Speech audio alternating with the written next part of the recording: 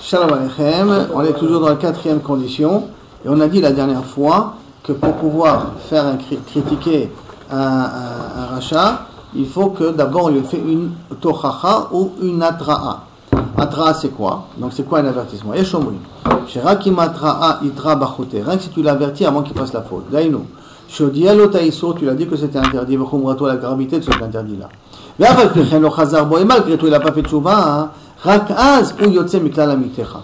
C'est rien qu'à ce moment-là, il sort du titre de juif.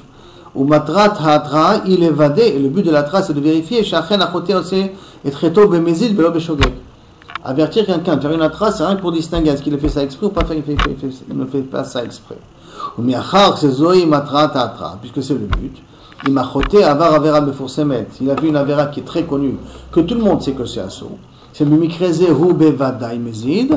En tzorech la trotbo. Si par contre il a été ouvert une avera qui est barour, que tout le monde sait qu'on ne prend pas la voiture Shabbat, par exemple, et il a pris la voiture Shabbat, c'est pas besoin de lui faire atra. Le fait de le voir, c'est suffisant déjà pour décider que j'ai le droit de parler, de lui faire du mal ou de me moquer de lui ou un truc dessus.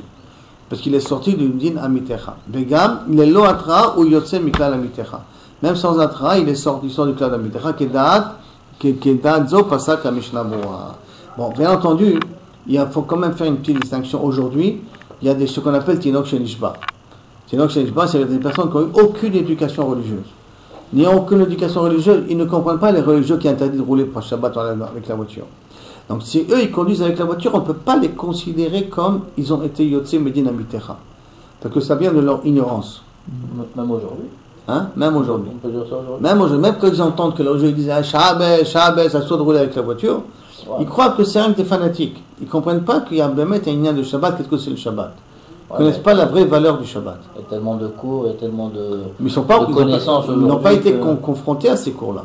Il y a des gens des chilonimes qui sont à des milliers de kilomètres, malheureusement, et qui n'ont aucune notion. Il y a même une fois quelqu'un, quand je faisais Milouim, j'étais dans un bunker, et on m'a donné une mezouza. Je suis rentré dans la chambre du capitaine, du commandant, et je lui ai fait tu veux pas que je te mette la mezouza dans ta chambre? Il me dit qu'est-ce que c'est? Ouais. Est-ce que c'est ceux que les gens ils mettent dans leur maison en sortant? Je lui ai fait oui. Je lui ai dit je te propose de bien de voilà, au lieu que c'est moi qui la mets, mets-la toi, ce sera la première fois que tu fais la mezouza. Allez, c'était sa chambre en plus. Dans le bunker c'était sa chambre. Et il a mis, ça ne vient pas badaï, ça ne vient pas quel bracha il fallait faire, c'est pas comment la mettre et tout ça. Mais il m'a posé la question, c'est ça ce que mettent les gens sur les portes? Donc même ça, il n'était pas au courant. Il a grandi dans un kibbutz, c'est quelqu'un de très gentil et tout, mais aucune notion religieuse. Donc c'est pour ça qu'aujourd'hui, il y a peut-être un petit peu la notion de Tinok Shenishba, mais tu le vois prendre la voiture Shabbat. Tu ne veux pas déjà dire, allez, il est Yotzema Amitecha. Mais dans la maroute de la base, quand une notion a été connue, là, effectivement, tu pourrais le considérer. Alors dans ce cas-là, un Tinok Shenishba, quand il décède après 120 ans, il peut dire Din Shamayim. Oui, d'une certaine manière, on le jugera. Il partira au Gan Eden, il ne part pas au Gan Eden, parce que le Gan Eden, c'est les mitzvot assez que tu fais. Et donc, s'il n'a pas de mitzvot assez suffisant, il aura un petit Gan Eden par rapport à ça.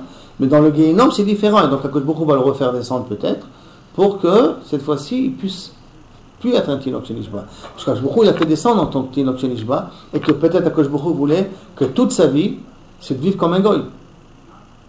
Sans avoir aucun chiyuv. Il était venu que pour ça.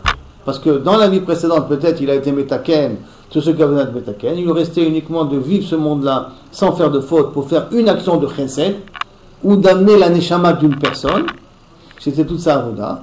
Et donc Akadosh Baruch Hu le fait descendre dans une famille goya à des milliers de kilomètres, donc il n'a aucune éducation juive, et effectivement, il ne paiera aucune faute.